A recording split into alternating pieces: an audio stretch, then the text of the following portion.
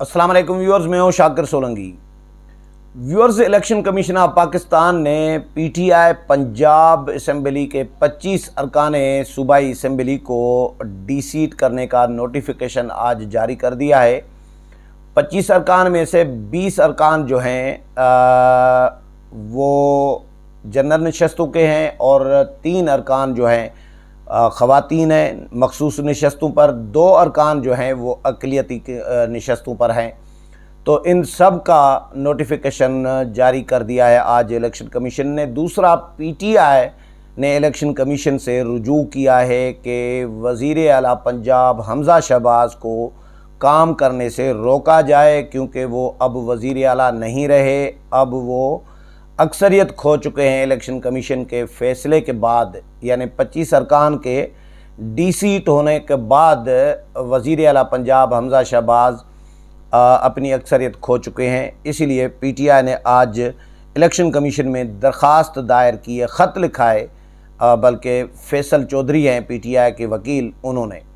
अब मैं आपको बताऊंगा, पहले भी मैंने इस पर आपको जो पंजाब असम्बली में जो नंबर गेम है कि किसके पास कितनी अक्सरियत है, किसके पास अक्सरियत नहीं है, वो मैंने पहले भी व्लॉग में एक में शेयर कर चुका हूं। लेकिन आज क्योंकि पीटीआई क्लेम कर रही है, आज इलेक्शन कमीशन को ख़त लिखा गया है कि अक्सरियत खो चुके हैं वज़ीर आला पंजाब हमज़ा शहबाज़, इसलिए उनको काम से रोका जाए। इसीलिए मैं ज़रूरी समझ रहा हूँ कि वो ख़त में क्या दरख्वास्त की है वो भी आपके साथ शेयर करूँ, और इलेक्शन कमीशन ने जो जारी किया है 25 अरकान के डी-सीट होने के नोटिफिकेशन के हवाले से जो एलामिया, वो भी आपके साथ शेयर करूँ। तो पीटीआई की इस वक्त जो पोजीशन है वो मैंने पहले भी आपको बताया कि आज भी बता रहा हूँ कि 173 अरकान हैं पीटीआई और काफ लीग के। 25 अरकान जो हैं काफ लीग के डी-सीट हो गए, माइनस हो गए।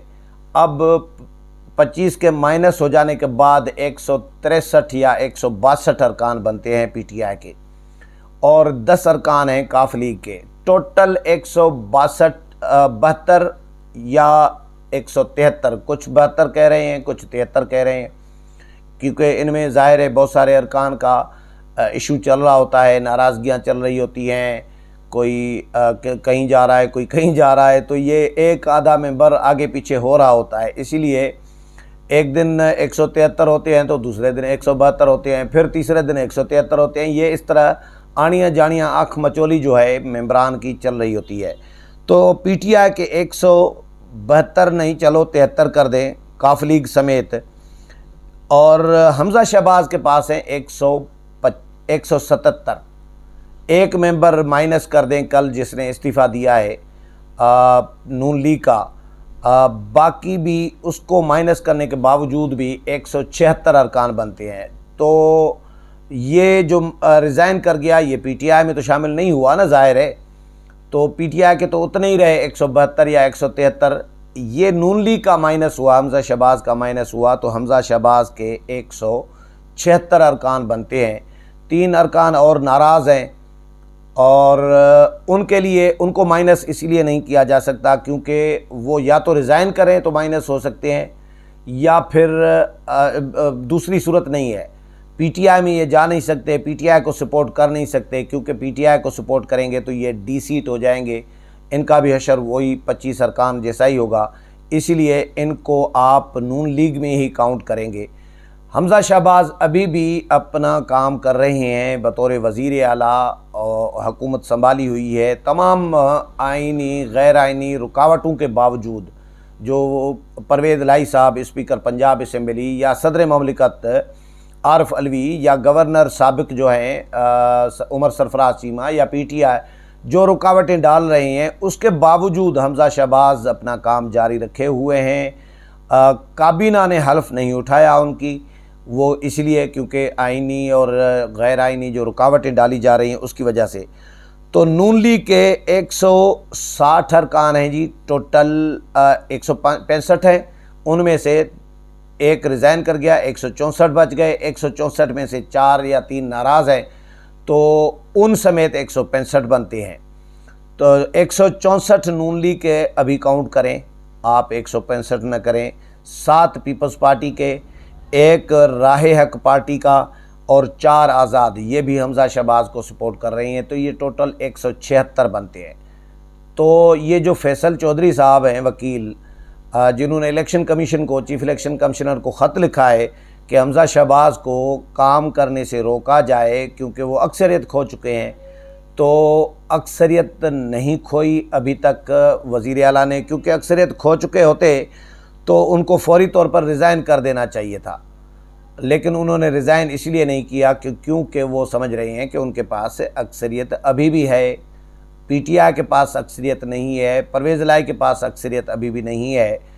जो मुनहरिफ अरकान कुछ और भी हैं जिन्होंने वोट नहीं दिया था, यानी नाराज़, मुनहरिफ न कहें, नाराज़ अरकान, एक है जहांगीर तरीन ग्रुप का ओन चौधरी का, ओन चौधरी और उनके साथी, वो भी हमज़ा शहबाज के साथ राब्ते में हैं। कल भी उनके साथ मुलाकात हुई है और मुश्तरका हिकमत अमली पर डिस्कस किया जा रहा है।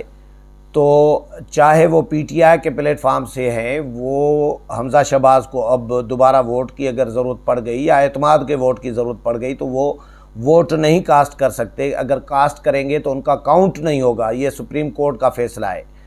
तो वो वोट तो नहीं देंगे, काउंट भी नहीं होगा अगर देंगे तो, लेकिन एक अखलाकी हिमायत उनकी है।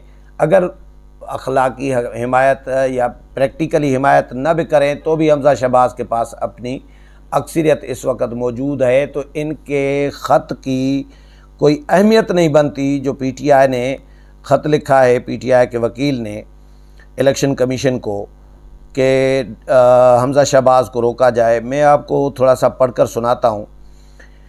ये जी इलेक्शन कमीशन ने एलामिया जारी किया है कि 25 मुनहरिफ अरकान को डी-सीट करने का नोटिफिकेशन जारी कर दिया गया है, और दूसरी तरफ पीटीआई ने, तहरीक इंसाफ ने हमज़ा शहबाज को बतौर वज़ीर आला काम से रोकने के लिए इलेक्शन कमीशन से भी रुजू किया है।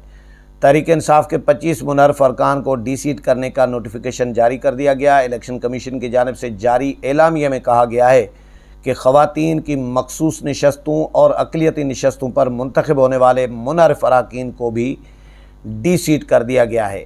एलामिया के मुताबिक पंजाब असम्बली के 20 जनरल नशस्तों पर मुंतखब अरकान को डी-सीट किया गया, जबकि ख़वातीन की मखसूस नशस्तों पर 3 ख़वातीन अरकान को डी-सीट करने का नोटिफिकेशन जारी किया गया है, और अक़लियतों की 2 नशस्तों पर मुंतखब होने वाले अरकान को भी डी-सीट करने का नोटिफिकेशन जारी कर दिया गया है। दूसरी तरफ जो फैसल चौधरी साहब हैं, एडवोकेट, पीटीआई के वकील, उन्होंने चीफ इलेक्शन कमिश्नर को ख़त लिखा है और उसमें कहा है कि हमज़ा शहबाज को इलेक्शन कमीशन फौरी तौर पर जो है अपने फ़ैसले के बाद, यानी 25 अरकान को डी-सीट करने के फ़ैसले के बाद इलेक्शन कमीशन हमज़ा शहबाज को फौरी तौर पर काम करने से रोके। वो बतौर वज़ीर आला काम नहीं कर सकते क्योंकि वो अक्सरियत खो चुके हैं। अब इलेक्शन कमीशन क्या फ़ैसला करेगा, इस ख़त का क्या जवाब देगा? यकीनी तौर पर जो मैंने आपके साथ फ़िगर पेश की है, जो मैंने नंबर गेम पे आपको शेयर की है, यही नंबर गेम है। इसमें कोई बड़ा चढ़ाकर मैंने अपनी तरफ से कोई चीज़ पेश नहीं की, ये इसी तरह ही है। इसीलिए वज़ीर आला बैठे हुए हैं। नहीं तो अगर वज़ीर आला अक्सरियत खो चुके होते तो क्या इदारे वज़ीर आला को काम करने देते? सुप्रीम कोर्ट है, हाई कोर्ट है, इदारे मौजूद हैं, क्या वो नोटिस न लेते? क्या वो इनको न रोकते कि भैया आप अक्सरियत खो चुके हैं, आप कैसे वज़ारत आला का मनसब संभाले हुए हैं, कैसे मीटिंग्स कर रही हैं? तो अभी भी वज़ीर आला मौजूद हैं। अगर वज़ीर आला नहीं हैं, फ़र्ज़ करें, तो कल जो असम्बली का इजलास बुलाया था स्पीकर पंजाब असम्बली चौधरी परवेज़ इलाही ने, वो किस बुनियाद पर बुलाया था? जब वज़ीर आला नहीं हैं तो फिर काबीना भी नहीं है, तो फिर असम्बली कैसे चल रही है भाई?